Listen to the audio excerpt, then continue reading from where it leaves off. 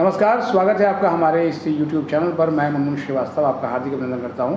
आज हमारे साथ फिर हैं एसओएल के प्रिंसिपल प्रोफेसर यूएस पांडे। स्वागत है प्रोफेसर पांडे हमारे चैनल पर। नमस्कार।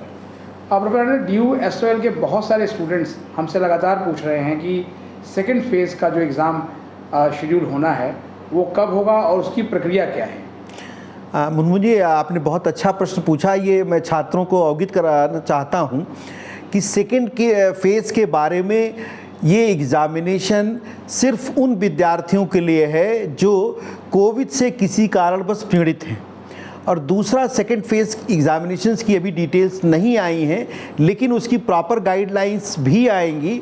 साथ में उन विद्यार्थियों को जिनके लिए ये परीक्षा आयोजित की जाएगी, उन सबको कोविड का सर्टिफिकेट या अगर किसी तरीके का उन्होंने ट्रीटमेंट लिया है, उन सभी डॉक्यूमेंट्स को अवेलेबल कराना पड़ेगा, और विश्वविद्यालय उसको देखने के बाद भी यह निर्णय देगा कि वह छात्र सेकेंड फेज़ के एग्ज़ामिनेशन के लिए एलिजिबल है या नहीं। इसलिए छात्रों को ये हिदायत दी जाती है कि वो ये समझें कि जो लोग कोविड से इन्फेक्टेड हैं या उसके कारण कोई समस्या है और वो एग्ज़ामिनेशन नहीं दे पाए हैं, उन्हीं छात्रों को ये सुविधा मिल पाएगी।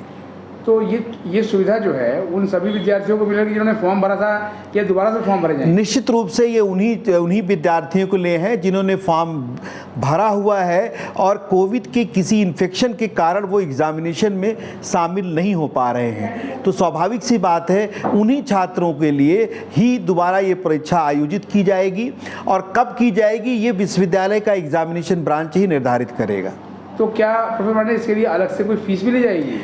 अभी इस बारे में विश्वविद्यालय से कोई दिशा निर्देश प्राप्त नहीं हो पाए हैं, लेकिन अगर जैसा ही कुछ दिशा निर्देश परीक्षा नियंत्रक कार्यालय देगा वो हम छात्रों को सूचित करेंगे, या ऐसा कहें कि विश्वविद्यालय खुद उन सभी छात्रों को सूचित करेगा कि उनसे दोबारा फीस लेनी है या और क्या प्रक्रिया होगी।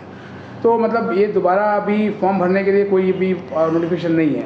बिल्कुल नहीं, अभी तो ये पहले परीक्षा चल रही है और 15 जून तक ये परीक्षाएं हैं, जहां तक आपको जानकारी है। 15 जून के बाद यह डिसाइड करेगा विश्वविद्यालय अपने ये जानकारी कि कितने ऐसे छात्र हैं, क्योंकि अभी जो हमारे पास डिटेल्स आई हैं उनके अनुसार बहुत कम ऐसे छात्र हैं जो परीक्षा नहीं दे पा रहे हैं।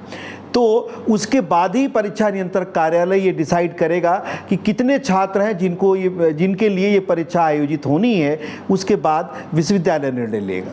ड्यू एसओएल में एक बहुत बड़ा नंबर है परीक्षार्थियों का, तो लगभग 4th और 6th सेमेस्टर के कितने परीक्षार्थी एग्जाम दे रहे हैं? लगभग 2 लाख के आसपास विद्यार्थी हैं जो 4th और 6th सेमेस्टर की परीक्षा में इस समय शामिल हो रहे हैं।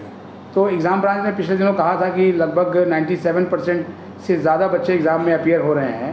तो क्या एसओएल के भी बड़ी संख्या में विद्यार्थी अपीयर हो रहे हैं? नहीं, मुझे आपको बता दूं, एसओएल में विद्यार्थियों की संख्या लगभग 10 से 15% एब्सेंट होने की हमेशा रहती है।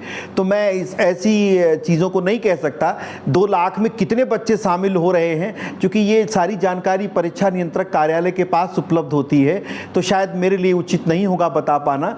लेकिन ऐसा देखा गया क्योंकि इस स्कूल ऑफ ओपन लर्निंग में पढ़ने वाले जो विद्यार्थी हैं, काफ़ी कुछ ऐसे भी हैं जो ऑलरेडी जॉब कर रहे हैं या किसी की और कुछ समस्याएं हो सकती हैं। तो अभी तक का जो अनुभव रहा है, लगभग 10 से 15% बच्चे हमेशा अब्सेंट रहते हैं।